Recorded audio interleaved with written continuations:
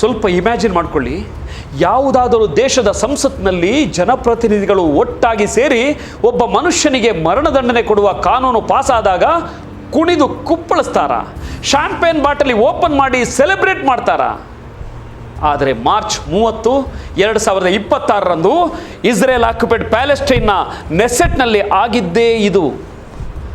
62/48 ವೋಟುಗಳಿಂದ ಭಯೋತ್ಪಾದಕರಿಗೆ ಮರಣದಂಡನೆ ಕಾಯ್ದೆ ಅಂದರೆ death penalty for terrorist law 2026 pass ಆಯಿತು. ಈ ಕಾಯ್ದೆಯ ರೂವಾರಿ ಇಸ್ರೇಲ್ ಆಕ್ಯುಪೈಡ್ ಪ್ಯಾಲೆಸ್ಟೈನ್ನ ತೀವ್ರ ಬಲಪಂಥೀಯ ಸಚಿವ ಇಟಮಾರ್ ಬೆನ್ ಗ್ವೀರ್. ಈತ ಸಂಸತ್ತಿಗೆ ಬರುವಾಗಲೇ ತನ್ನ ಕೋಟ್ ಕಾಲರಿಗೆ ಒಂದು ಚಿನ್ನದ ನೇಣು ಹಗ್ಗದ ಪಿನ್ ಅಂದರೆ ಗೋಲ್ಡನ್ ನೋಸ್ ಶೇಪ್ಡ್ ಲ್ಯಾಪಲ್ ಪಿನ್ ಹಾಕ್ಕೊಂಡು ಬಂದಿದ್ದ.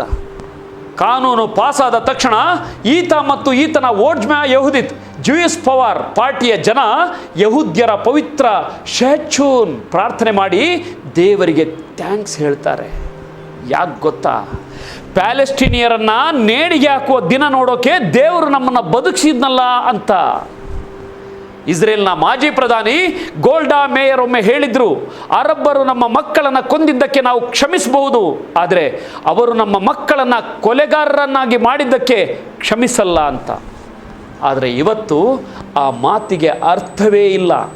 ಒಂದು ಇಡೀ ಜನಾಂಗದ ಸಾವು ಇನ್ನೊಂದು ಜನಾಂಗಕ್ಕೆ ಶಾಂಪೇನ್ ಕುಡಿಯುವ ಪಾರ್ಟಿಯಾಗಿದೆ. ಆಮ್ನೆಸ್ಟಿ ಇಂಟರ್ನ್ಯಾಷನಲ್ ಇದನ್ನು ಕ್ರೌರ್ಯದ ಸಾರ್ವಜನಿಕ ಪ್ರದರ್ಶನ ಅಂತ ಕರೆದಿದೆ. 90 ದಿನಗಳ ನರಕ, ಕರುಣೆ ಇಲ್ಲದ ಕೊಲೆಗಾರ ಯಂತ್ರ.